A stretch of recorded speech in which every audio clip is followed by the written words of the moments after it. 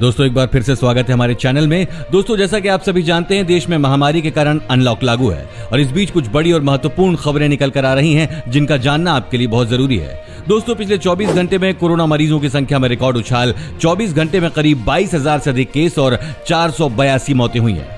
इसी के साथ दोस्तों आज की बड़ी खबर में आप देखेंगे, आखिरकार WHO ने भी माना अब हवा में ही फैल रहा कोरोना वायरस जानिए आपके लिए कितना खतरनाक है। साथ ही दोस्तों कोरोना से ठीक हो गए तो खुद को न समझे सेफ, डॉक्टरों का चौंकाने वाला दावा। इसके साथ ही इस राज्य में स्कूल खुलने तक फीस नहीं मांग सकेंगे निजी स्कूल, छात्र का नाम भी नहीं काटेंगे। और अगली बड़ी खबर में दोस्तों कोरोना काल में बढ़ रहे हैं ऑनलाइन फ्रॉड, अपनी मेहनत की कमाई सेफ रखने के लिए तुरंत जाने ये जरूरी बातें। ये सभी खबरें जानना बेहद जरूरी है। खबरों को विस्तार से जानने के लिए बने रहिए हमारे साथ। लेकिन उससे पहले दोस्तों इस वीडियो को बनाने में मुझे बहुत मेहनत लगती है, तो मेरी इस मेहनत के लिए वीडियो पर एक छोटा सा लाइक जरूर करिएगा। तो चलिए बिना देरी किए ले चलते हैं आपको आज की सबसे पहली खबर की तरफ। लेह में अपाचे T-90 टैंक की तैनाती से भड़का चीन, ग्लोबल टाइम्स ने दी धमकी। दोस्तों भारत के सख्त रुख के बाद गलवान घाटी से तंबू उखाड़ने वाले चीन का सरकारी मीडिया भारत के लड़ाकू हेलीकॉप्टर अपाचे और T-90 टैंक की तैनाती से भड़क गया है। चीन के सरकारी प्रोपेगेंडा अखबार ग्लोबल टाइम्स ने धमकी दी है कि अगर भारत ने कोई उकसाने वाली कार्रवाई की तो हम भी अब पूरी तरह तैयार हैं। उसने कहा कि भारत का जवाब देने के लिए PLA ने तिब्बत की ऊंचाई वाले इलाकों में कई अत्याधुनिक हथियार तैनात किए हैं। ग्लोबल टाइम्स ने यह भी आरोप लगाया कि भारत लगातार सेना को जुटा रहा है और युद्ध अभ्यास कर रहा है। चीनी अखबार ने कहा कि भारत ने हाल ही में अपने अग्रिम मोर्चों पर अपाचे लड़ाकू हेलीकॉप्टर तैनात किए हैं। इसके अलावा भारत ने गलवान घाटी में T-90 टैंक तैनात किए हैं। ग्लोबल टाइम्स ने कथित सैन्य विशेषज्ञों के हवाले से दावा किया कि PLA के हथियार ऊंचाई वाले इलाकों में युद्ध के लिए बहुत उपयोगी हैं। उसने कहा कि चीनी हथियार भारत के हथियारों को तबाह कर सकते हैं। साथ ही दोस्तों दुनिया में कोरोना वैक्सीन के लिए सबसे आगे हैं ये 3 नाम। भारत की कोवैक्सीन भी है रेस में। देश विदेश में कहर बरपा रहे कोरोना वायरस संक्रमण के खिलाफ वैक्सीन विकसित करने की जद्दोजहद जारी है। इस बीच भारत में कोवैक्सीन नामक वैक्सीन का ह्यूमन ट्रायल भी शुरू हो गया है। लेकिन भारत के अलावा दुनिया भर में कई संभावित वैक्सीन का भी ट्रायल चल रहा है। इसमें से 3 ऐसी वैक्सीन है जो ट्रायल के तीसरे या उससे आगे के चरण में है। हम आपको बताते हैं कि दुनिया में किन किन वैक्सीन का ट्रायल चल रहा है। अब तक दुनिया में 3 संभावित वैक्सीन ऐसी हैं जिनका ट्रायल तीसरे या उससे आगे के चरण में है। इनमें सिनोवैक, यूनिवर्सिटी ऑफ ऑक्सफोर्ड की एस्ट्राजेनेका और चाइना नेशनल फार्मास्यूटिकल ग्रुप की साइनोफार्म वैक्सीन शामिल है।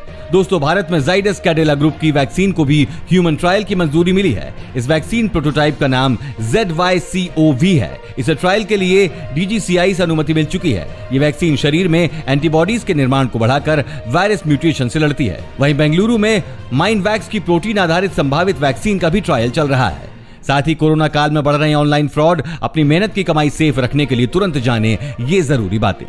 दोस्तों कोरोना की वजह से जहां एक तरफ लोगों की नौकरियां जा रही हैं, वहीं दूसरी तरफ अब लोगों का बैंक में रखा पैसा भी सेफ नहीं है। कोरोना काल में ऑनलाइन ठगी बढ़ रही है। नए तरीकों का इस्तेमाल कर जालसाज लोगों को चूना लगा रहे हैं। आइए आपको बताते हैं कि कैसे आप इन जालसाजों की चाल में आने से बच सकते हैं। दोस्तों किसी भी अनजानी और असुरक्षित साइट पर अपने कार्ड्स की डिटेल ना भरें। ऐसा करने पर आपकी बैंकिंग डिटेल्स लीक हो सकती हैं। इसके अलावा कार्ड्स की जानकारी चुराने के लिए अपराधी स्वाइप मशीन में डिवाइस या चिप फिट कर देते हैं। ऐसी चिप होटल, पेट्रोल पंप और रेस्टोरेंट जैसी सार्वजनिक जगह पर लगी होती है। यही चिप यूजर्स का डेटा चुराती हैं, इसलिए संदिग्ध स्थानों पर कार्ड स्वाइप कराने से बचें। इसके साथ ही कार्ड की डिटेल्स चुराने का एक और तरीका है जिसे क्लोनिंग कहा जाता है। अपराधी स्वाइप मशीन के नजदीक कैमरा लगाकर सारी जानकारी चुरा लेते हैं, फिर कार्ड की क्लोनिंग के जरिए ठगी करते हैं। कई बार ATM और क्रेडिट कार्ड इस्तेमाल करते वक्त अपराधी आपकी डिटेल्स को जान लेते हैं। इसका इस्तेमाल वो बाद में करते हैं। इन सभी बातों का विशेष ध्यान रखें और अपने बैंक खाते को सुरक्षित बनाएं। और इस जानकारी को अपने दोस्तों को देने के लिए इस वीडियो को ज्यादा से ज्यादा शेयर करें, जिससे किसी का भी बैंक खाता साफ होने से बच जाए। साथ ही कोरोना से ठीक हो गए तो खुद को ना समझे सेफ, डॉक्टरों का चौंकाने वाला बयान। दोस्तों देश भर में कोरोना संक्रमित लोगों के ठीक होने की संख्या बाकी देशों के मुकाबले भारत की काफी सही है। इस बीच स्पेन में करीब 70,000 लोगों पर कोरोना वायरस को लेकर स्टडी की गई है। इस स्टडी में पता चला है कि 14% लोग जो पहले कोरोना एंटीबॉडीज के लिए पॉजिटिव आए थे, बाद में वे एंटीबॉडीज टेस्ट में नेगेटिव आए, यानी कि उनके शरीर से एंटीबॉडीज कुछ हफ्ते में गायब हो गई। स्टडी के बाद डॉक्टर्स ने कोरोना से ठीक होने वाले मरीजों को चेतावनी दी है। आपको बता दें कि स्पेन में की गई स्टडी में खासकर ऐसे लोगों के शरीर से 2 महीने बाद एंटीबॉडीज गायब मिली जो हल्के लक्षण के साथ संक्रमित हुए थे। इसके बाद डॉक्टर्स ये मान रहे हैं कि हल्के लक्षण वाले कोरोना मरीजों में प्रचुर मात्रा में एंटीबॉडीज डेवलप नहीं होती। इस तरह के नए दावे लोगों की नींद उड़ा रहे हैं। आपकी इस खबर पर क्या राय है, कमेंट में जरूर बताएं। दोस्तों, इस चैनल पर हम आपको देश और दुनिया भर की सभी ताजा खबरों को सबसे पहले लेकर आते हैं। अगर आप भी चाहते हैं कि दुनिया भर की खबरें आपके पास सबसे पहले पहुंचे तो चैनल को बिना भूले नीचे दिए गए लाल बटन को दबाकर सब्सक्राइब जरूर कर दें और बेल आइकन को भी जरूर दबाएं। दोस्तों, इस वीडियो को देखते रहिए क्योंकि आगे आप देखने वाले हैं अभिभावकों को बड़ी राहत। इस राज्य में स्कूल खुलने तक फीस नहीं मांग सकेंगे निजी स्कूल, छात्र का नाम भी नहीं काटेंगे। साथ ही अब जानिए आखिरकार WHO ने भी माना अब हवा में ही फैल रहा कोरोना वायरस जाने कितना खतरनाक है। दोस्तों, कोरोना वायरस महामारी का संक्रमण पूरी दुनिया में अभी भी लगातार फैलता ही जा रहा है और उस पर लगाम लगाना नामुमकिन सा हो गया है। भारत में भी पिछले कुछ दिनों से कोरोना वायरस संक्रमण के मामलों में तेजी से बढ़ोतरी हुई है और उसे देखते हुए लोगों को विशेष सावधानी बरतने की सलाह दी जा रही है। दुनिया के कई डॉक्टर्स और वैज्ञानिकों के द्वारा इस बात पर लगातार सहमति जताने की बात की जा रही थी कि कोरोना वायरस का संक्रमण शायद हवा के जरिए भी फैल रहा है। आपको बता दें, WHO इस बात को मानने से पहले इनकार कर रहा था, लेकिन कुछ विशेष मामलों और इस बात के सबूतों की पुष्टि करने के बाद अब उसने इस बारे में नया बयान जारी किया है। दुनिया के लगभग 32 देशों के वैज्ञानिकों ने पिछले दिनों तेजी से बढ़ रहे संक्रमण के मामलों को देखते हुए विश्व स्वास्थ्य संगठन को इस बात के सबूत दिए थे कि कोरोना वायरस हवा के जरिए भी फैल रहा है। दरअसल पिछले कुछ दिनों से पूरी दुनिया में कोरोना वायरस संक्रमण के मामले बड़ी तेजी से बढ़ रहे हैं। भारत में भी कई राज्यों में और कुछ बड़े शहरों में वहां अचानक से इस संक्रमण के मामलों में बढ़ोतरी देखने को मिली है। विश्व स्वास्थ्य संगठन के द्वारा इस बात को स्वीकारने के साथ ही अब इस बात का विशेष ध्यान रखना होगा कि जब भी आप बाहर निकलें या फिर खुली हवा में भी बैठें तो मास्क को जरूर पहनकर रखें। अब देखिए, इस राज्य में स्कूल खुलने तक फीस नहीं मांग सकेंगे निजी स्कूल, छात्र का नाम भी नहीं काटेंगे। दोस्तों, राज्य सरकार ने कोरोना काल के बीच निजी स्कूलों में फीस जमा करने के मामले में अभिभावकों को बड़ी राहत दी है। शिक्षा मंत्री गोविंद सिंह डोटासरा ने मंगलवार को ट्वीट के जरिए कहा कि 30 जून तक स्कूल फीस स्थगित करने के आदेश को अब आगे बढ़ा दिया गया है। अब स्कूल खुलने तक फीस जमा नहीं करानी होगी। इस संबंध में आदेश भी जारी कर दिए गए हैं। फीस जमा नहीं होने पर निजी स्कूल विद्यार्थी का नाम नहीं काट सकेंगे। बता दें कि प्रदेश में मौजूदा स्थिति में 31 जुलाई तक स्कूल बंद रखने के आदेश हैं। बाद में कोरोना की स्थिति को देखते हुए स्कूल खोलने पर फैसला होगा। आपको बता दें, स्कूल बंद होने के बावजूद निजी स्कूलों की तरफ से अभिभावकों के पास फीस जमा कराने के मैसेज पहुंच रही हैं। इससे नाराज अभिभावक आंदोलन पर उतर आए हैं। रोजाना किसी न किसी स्कूल के आगे अभिभावक प्रदर्शन कर रहे हैं। इस बीच सरकार ने फीस जमा कराने की छूट अवधि बढ़ाने का फैसला लिया है। साथ ही दोस्तों, स्टेशन पर ट्रेन आते ही जलेंगी लाइटें, जाते ही ऑफ, यहां हुई शुरुआत है। दोस्तों, लॉकडाउन के बाद रेलवे ने खर्चों में कटौती करने के लिए नई तकनीक का सहारा लेना शुरू कर दिया है। पश्चिम मध्य रेलवे ने रेलवे स्टेशन पर बिजली की खपत कम करने के लिए प्लेटफॉर्म पर स्वचालित लाइट नियंत्रण सिस्टम लगाया है। इसकी मदद से प्लेटफॉर्म पर होने वाली बिजली की खपत को 70% कम किया जाएगा। जबलपुर रेलवे स्टेशन के प्लेटफॉर्म नंबर 1 पर इस सिस्टम को प्रयोग के तौर पर लगा दिया गया है। दोस्तों, इस सिस्टम प्लेटफॉर्म के दोनों ओर आउटर पर लगे सिग्नल की मदद से संचालित होगा। जैसे ही ट्रेन आउटर पर लगे सिग्नल को पार करते हुए प्लेटफॉर्म की सीमा में प्रवेश करेगी, उस प्लेटफॉर्म की 100% लाइट खुद ही जल जाएगी। जब तक ट्रेन यहां खड़ी रहेगी, लाइट जलती रहेगी और जैसे ही ट्रेन प्लेटफॉर्म से रवाना होकर आउटर के सिग्नल को पार करेगी, प्लेटफॉर्म की 70% लाइट खुद बंद हो जाएगी। बढ़ते हैं अगली खबर पर, जहां आगे आप देखेंगे इस राज्य में 9 जुलाई से नई शर्तों के साथ लॉकडाउन, मुख्यमंत्री का आदेश है। साथ ही अब जानिए, उत्तर प्रदेश का सबसे बड़ा इनामी अपराधी बना विकास दुबे, सूचना देने वाले को मिलेंगे 5 लाख। दोस्तों, उत्तर प्रदेश पुलिस के 8 पुलिसकर्मियों के हत्यारे विकास दुबे की खबर देने वाले को अब पुलिस की तरफ से 5 लाख रुपए का इनाम दिया जाएगा। उत्तर प्रदेश पुलिस ने बुधवार को इनाम की राशि बढ़ाने की घोषणा की है। शुरुआत में विकास दुबे की खबर देने वाले को 50,000 रुपए के इनाम का ऐलान किया गया था, फिर इसे बढ़ाकर 1 लाख रुपए किया गया। सोमवार को इनाम को बढ़ाकर 2.5 लाख रुपए कर दिया गया और अब दोगुना करके 5 लाख रुपए कर दिया गया है। उत्तर प्रदेश में किसी भी अपराधी पर घोषित ये सबसे बड़ा इनाम है। अब देखिए, पश्चिम बंगाल में 9 जुलाई से नई शर्तों के साथ लॉकडाउन, दीदी का आदेश।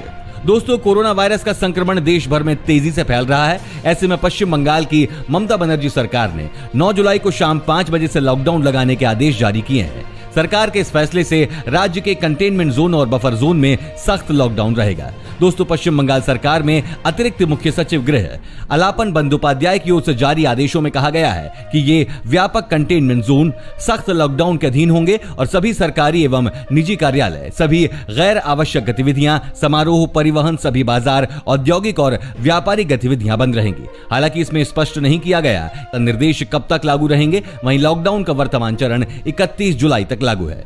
साथ ही अगली खबर में एसबीआई ने एटीएम से पैसे निकालने के बदले नियम, जाने क्या है लिमिट और कितना लगेगा चार्ज। दोस्तों, देश के सबसे बड़े बैंक एसबीआई ने एटीएम से पैसों को निकालने वाले नियम को बदल दिया है। बैंक ने ईमेल और मोबाइल मैसेज के जरिए अपने ग्राहकों से अपील की है कि एटीएम से पैसा निकालने के नियमों को ध्यान में रखें, अन्यथा एटीएम से पैसा निकालने के वक्त दिक्कतों का सामना करना पड़ सकता है। बैंक ने यह भी बताया कि एटीएम से पैसों की निकासी के लिए अब ग्राहकों को ओटीपी यानी वन टाइम पासवर्ड की जरूरत पड़ेगी, यानी कि आप अब बिना ओटीपी के पैसों की निकासी नहीं कर पाएंगे। दरअसल बैंकों की ओर से एक कदम एटीएम के जरिए होने वाली आर्थिक धोखाधड़ी और साइबर क्राइम पर रोक लगाने के लिए उठाया गया है। इसके साथ ही बैंक ने एटीएम से नकदी निकासी की लिमिट भी तय कर दी है। अगर आप रात के 8 बजे के बाद एसबीआई के एटीएम से पैसों की निकासी करने जा रहे हैं और रकम निकासी की लिमिट 10,000 रुपए या उससे अधिक की है, तो उसके लिए ओटीपी की जरूरत पड़ेगी। एटीएम में डेबिट कार्ड डालते ही ग्राहकों के रजिस्टर्ड मोबाइल नंबर पर एक ओटीपी आएगा। उस ओटीपी को एटीएम में डालने के बाद रकम की निकासी हो सकेगी। साथ ही दोस्तों, चीन को एक और झटका। राखी से लेकर दिवाली तक सभी त्योहार होंगे भारतीय, नहीं यूज होगा कोई चीनी सामान।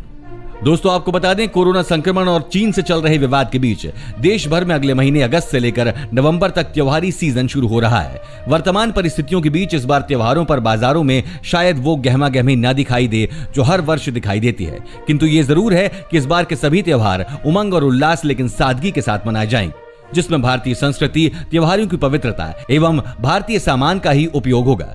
इसकी विशेष बात यह होगी कि हर त्योहार पूर्ण रूप से भारतीय त्योहार होगा, जिसमें चीनी सामान पूरी तरह से नदारद होंगे।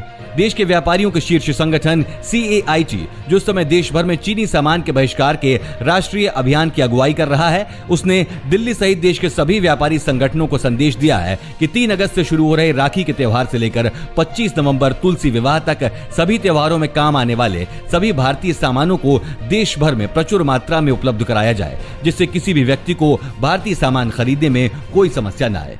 अगली खबर में, मोदी सरकार ने मास्क सैनिटाइजर को आवश्यक वस्तु अधिनियम से बाहर किया, फिर से बढ़ेंगी कीमतें।